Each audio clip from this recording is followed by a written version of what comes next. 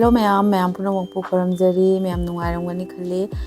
ngasisu ai anoba video amu puraga lae ngasigi video se ma'am akhoigi Christmas tawrabanina Christmas sa yamna sijinaba fruit cake ama semjage ma'am ga loinana ahanbada ina lawjari se 100 grams ki akhoi amul butter do adumani ado fridge ta thambadi yade ko mapanda thambane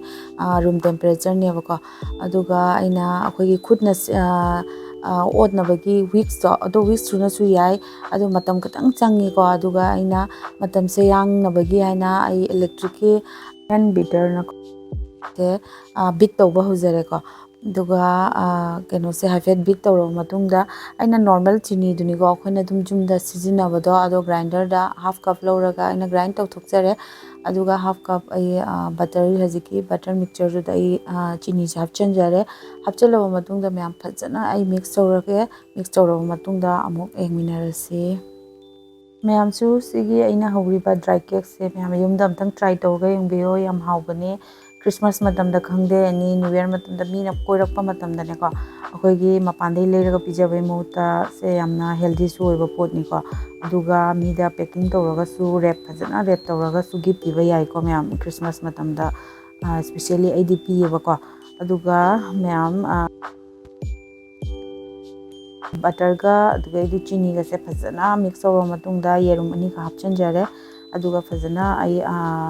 mix tawre ko gi hand blender sina aduga half teaspoon ka aina vanilla essence hapchare vanilla essence se hamningdraga su mix fruit ki essence ma phangbane do ai gidi aina dum ngasi gi oni vanilla essence hapchare do mix fruit tu su hawbani ko ma'am aduga phajana mix tawra matungda aina chalni ama lawjare aduga ai 1 cup ka maida hape aduga 1 teaspoon baking powder ni ko ai baking soda hapchade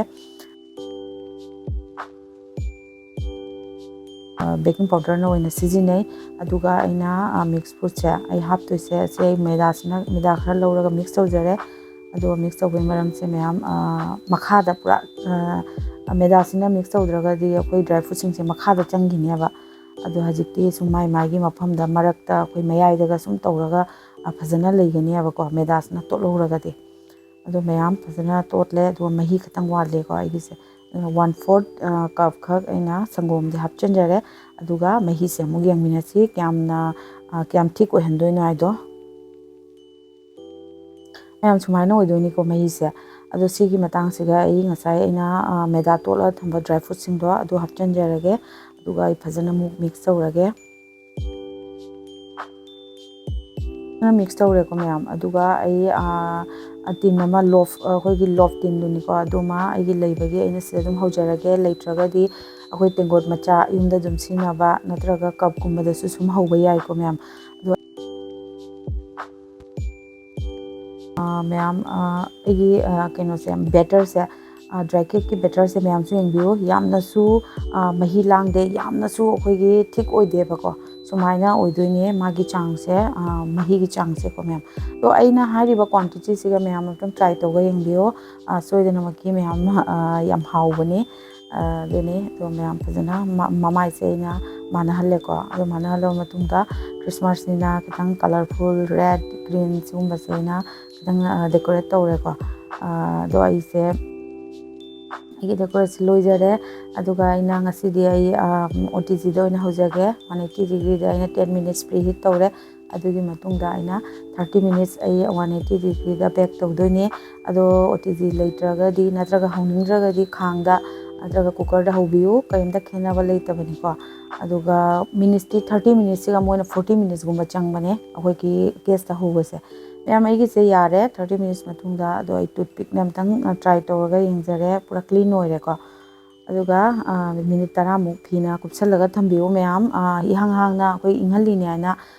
thambiganu mana phina kupsanbiyo 20 minutes ki matungda ai plate amada lawthokcharage ai gi se ma'am yengminasi kaaga su kamai tawge haido manungda amagi texture do ma'am ai se khara sari ba ko ado ma'am kakpa matamda ping inga kakpiyo ado ai se khara sari banina manin thoi ba aduna khara kaire ko ma'am ai video se yengbada nungairaga di like share comment tawba kaubigano aduga share su tawbiyo anoba hujabanina channel se ma'am changna support tawbiyo ꯑꯗꯣ ꯃꯌꯥꯝ ꯑꯩꯒꯤꯁꯦ ꯀꯛꯄꯁꯨ ꯂꯣꯏꯔꯦꯀꯣ ꯑꯗꯣ ꯀꯛꯄ ꯂꯣꯏꯔꯕꯅꯤꯅ ꯃꯌꯥꯝ ꯑꯝꯇꯪ ꯑꯩ ꯀꯌꯥꯝ ꯌꯥꯝ ꯁꯣꯐ ꯑꯣꯏꯒꯦ ꯑꯗꯣ ꯃꯌꯥꯝꯗ ꯌꯦꯡꯍꯟꯖꯔꯛꯀꯦ ꯃꯌꯥꯝ ꯁꯥꯊꯤꯅ ꯁꯣꯐ ꯑꯣꯏꯔꯦ ꯌꯥꯝꯅꯁꯨ ꯍꯧꯔꯝꯃꯦꯀꯣ ꯑꯗꯣ ꯉꯁꯤꯒꯤ ꯑꯣꯏꯅꯗꯤ ꯑꯩ ꯚꯤꯗꯤꯑꯣꯁꯦ ꯃꯇꯥꯡꯁꯤꯒ ꯂꯣꯏꯖꯔꯦ advance merry Christmas and bye by